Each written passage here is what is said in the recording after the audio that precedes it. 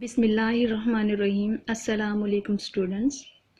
پچھلے لیکچر میں ہم نے سبق نمبر 1 قرآن مجید تعارف، حفاظت اور فضائل شروع کیا تھا، جس میں سے ہم نے قرآن مجید کا تعارف اور حفاظت قرآن کے بارے میں پڑھا تھا، اور سوال نمبر 1 اور سوال نمبر 2 کیے تھے۔ آج ہم آگے سے شروع کریں گے اور اس میں ہم نے قرآن کے فضائل اور سوال نمبر 3 پڑھنا ہے، اور اس کے ساتھ ساتھ ہم نے ریڈنگ میں سے کچھ سوالات لیے ہیں، ان کے جوابات دیکھیں گے۔ تو آئیں چلے شروع کرتے ہیں۔ فضائل قرآن۔ قرآن مجید میں جو کچھ بیان ہوا ہے وہ یقینی علم اور حقیقت کی بنیاد پر مبنی ہے، اور اس میں کسی شک کا گزر نہیں، یعنی قرآن پاک ایک ایسی کتاب ہے جس میں کوئی شک نہیں۔ اس میں ہر زمانے اور ہر خطے کے تمام انسانوں کے لیے مکمل ہدایت اور رہنمائی موجود ہے، اور انسان کی دنیا و آخرت کی حقیقی فلاح کا دار و مدار اسی پر عمل کرنے میں ہے۔ اس لیے قرآن حکیم کو بڑی فضیلت حاصل ہے۔ قرآن مجید کی فضیلت کا اندازہ اس امر سے لگایا جا سکتا ہے کہ جس طرح یہ کلام تمام کلاموں سے بہتر ہے، اسی طرح وہ انسان بھی تمام انسانوں سے بہتر ہے، جو خود بھی اس علم کو حاصل کرے اور اسے دوسروں کو بھی سکھائے۔ اس بارے میں ارشاد نبوی ہے، خیرکم من تعلم القرآن وعلمہ، تم میں سے بہتر وہ ہے جس نے قرآن سیکھا اور سکھایا۔ اس لیے ہمیں چاہیے کہ قرآن پاک کا علم حاصل کرنے کی طرف سب سے زیادہ توجہ دیں اور اس کے لیے کسی طرح کی محنت سے دریغ نہ کریں۔ قرآن کا علم حاصل کرنے کے بعد اس علم کو دوسرے افراد تک پہنچانے کے لیے ہمیں بھرپور کوشش کرنی چاہیے، کیونکہ اس علم کو پھیلانا، علم قرآن پھیلانا صدقہ جاریہ بھی ہے۔ قرآن کریم کی تلاوت بڑی نیکی ہے، اس کے ایک ایک حرف کی تلاوت پر 10 نیکیاں ملتی ہیں۔ مثلاً الف لام میم 3 حروف پر مشتمل ہے، گویا اس کلمے کے پڑھنے پر 30 نیکیاں مل جاتی ہیں۔ اسی تناسب سے اگر دیکھا جائے تو کوئی ایک پوری سورت تلاوت کرنے سے نیکیاں شمار سے باہر ہو جائیں گی۔ اللہ تعالیٰ سے دعا ہے کہ وہ ہمیں قرآن مجید کی تلاوت کرنے والا بنائے اور اس قرآن کے ذریعے ہمیں عظمت عطا فرمائے، آمین۔ تو آگے ہے کہ اس پر عمل کے نتیجے میں اللہ تعالیٰ دنیا اور آخرت دونوں میں عزت و سرفرازی عطا فرماتا ہے، یعنی جو تلاوت قرآن کا عادی ہو، اس کے فرامین پر عمل کرتا ہو، تو اللہ تعالیٰ اس کو ان لوگوں کو تاج عزت و سرفرازی عطا کرتا ہے، اور جو اس سے منہ پھیرنے والا ہے تو کیا ہے، اس سے منہ پھیرنے والے ذلیل خوار ہوتے ہیں۔ تاریخ گواہ ہے کہ مسلمان جب تک قرآن کی تعلیمات پر عمل پیرا رہے، دنیا میں غالب رہے، یعنی تمام دنیا پر حکومت کی، دنیا ان کی محکوم رہی، ان کی زبان سے نکلنے والا ہر کلمہ حق کا درجہ رکھتا تھا۔ لیکن جب انہوں نے اس کی طرف سے غفلت برتی تو عزت و سربلندی سے محروم ہو گئے۔ دیکھیں قرآن مجید کتاب ہدایت ہے، جو قومیں اس سے منہ پھیر لیتی ہیں وہ ذلیل و خوار ہو جاتی ہیں۔ اسی طرح جب سے مسلمانوں نے قرآن کی طرف سے غفلت برتنا شروع کی، تب سے وہ عزت و سرفرازی سے محروم ہو گئے اور اللہ کے قہر و عذاب کا شکار ہو گئے، یعنی اللہ کی ناراضگی کا شکار ہو گئے۔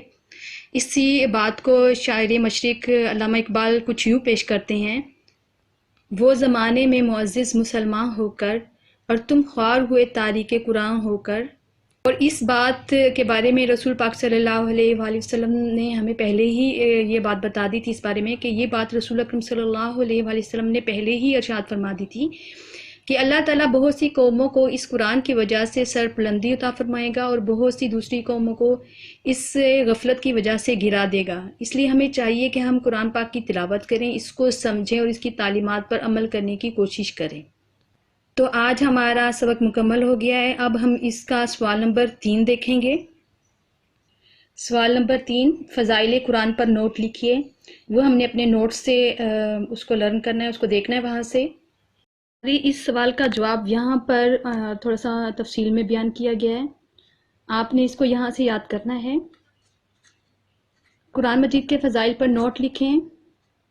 جواب: قرآن مجید اللہ تعالیٰ کی آخری کتاب ہے۔ یہ چونکہ قیامت تک لوگوں کی ہدایت کے لیے نازل ہوا ہے، اس لیے اس کی فضیلت باقی تمام کتابوں پر مسلمہ ہے۔ قرآن و حدیث میں اس کے بے شمار فضائل بیان کیے گئے ہیں، ان میں سے چند ایک مندرجہ ذیل ہیں۔ नंबर 1, शक व शुबा से बाला किताब। कुरान पाक एक ऐसी किताब है जो शक व शुबा से बालातर है। सूरह बकरा के आगाज़ ही में अल्लाह ताला ने कुरान पाक को हर किस्म के शक व शुबा से पाक करार दिया है। इरशाद बारी ताला है, ज़ालिकल किताबु ला रैब फी, तर्जुमा, ये वो किताब है जिसमें कोई शक नहीं। महफूज किताब, कुरान मजीद वो वाहिद किताब है जो हर किस्म की तब्दीली और तहरीफ से पाक है। इसकी हिफाजत की जिम्मेदारी खुद अल्लाह ताला ने ली है, इसलिए क़यामत तक इसमें एक हर्फ की तब्दीली भी नहीं आ सकती, जबकि बाकी कोई इलामी किताब अपनी असली हालत में मौजूद नहीं, क्योंकि इसकी हिफाजत का ज़िम्मा अल्लाह पाक ने खुद लिया है। इरशाद बारी ताला है, इन्ना नहनु नज़्ज़लना ज़िक्रा व इन्ना लहु लहाफ़िज़ून। तर्जुमा, बेशक हमने ही कुरान को नाजिल किया है और हम ही इसकी हिफाजत करने वाले हैं। मौज़ाती किताब, कुरान अल्लाह ताला का अता करदा एक बेमिसाल मौज़ा है। कुरान ने कुफारे मक्का को चैलेंज किया कि इस जैसी कोई एक सूरत या आयत हिलाकर दिखा दो, लेकिन पूरा अरब कुरान के इस चैलेंज को पूरा करने से आजिज रहा। कुरान पाक वसाहत और बलागत के लिहाज से बेमिसल और यकता किताब है। कलामों पर फजीलत, कुरान पाक को बाकी तमाम किताबों पर फजीलत और बरतरी हासिल है। रसूल अकरम सल्लल्लाहु अलैहि वसल्लम का इरशाद गिरामी है, अल्लाह ताला के कलाम कुरान पाक को सब कलामों पर ऐसी फजीलत है जैसी कि खुद अल्लाह ताला को अपनी मखलूक पर फजीलत है। मुहैमिन किताब, कुरान करीम को ये फजीलत भी हासिल है कि साबका आसमानी किताबों की तस्दीक करती है और में जो बुनियादी चीज़ें जिक्र की गई थी वो कुरान ने अज़-सिर जिक्र कर दी हैं। इसलिए कुरान मजीद को मुहैमिन यानी निगहबान भी कहा जाता है।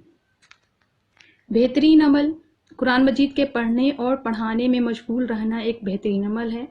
चूँकि कुरान मजीद एक बेहतरीन किताब है, इसलिए जो शख्स भी इसके साथ किसी लिहाज से भी मुंसलिक हो जाता है वो भी बेहतरीन बन जाता है। आप सल्लल्लाहु अलैहि वसल्लम का इरशाद है, खैरुकुम मन तअल्लमुल कुरान व अल्लमहु। तर्जुमा, तुम में से बेहतरीन शख्स वो है जो कुरान सीखे और दूसरों को सिखाए। शफात करने वाली किताब, कुरान कब्र में और क़यामत के दिन अपने पढ़ने वालों की शफात करेगा।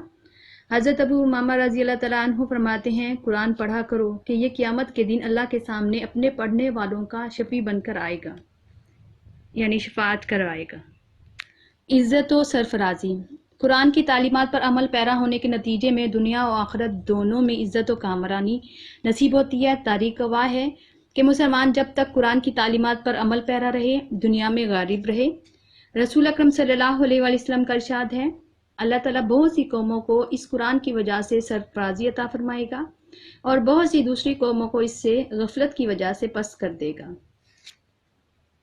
और आखिर में है शिफा और रहमत, कुरान पढ़ने वालों के लिए शिफा और रहमत है। कुरान अपने पढ़ने वालों को बहुत सी जिस्मानी और रूहानी बीमारियों से महफूज रखता है।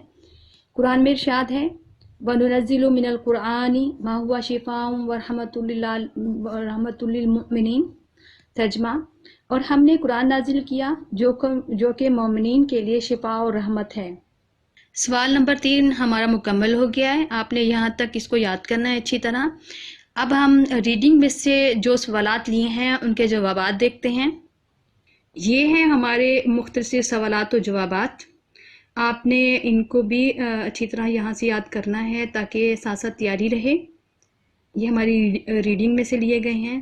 तो देखें, सवाल नंबर 1 है, कुरान मजीद को पिछली किताबों के लिए मुहैमिनुन कहने का क्या मतलब है?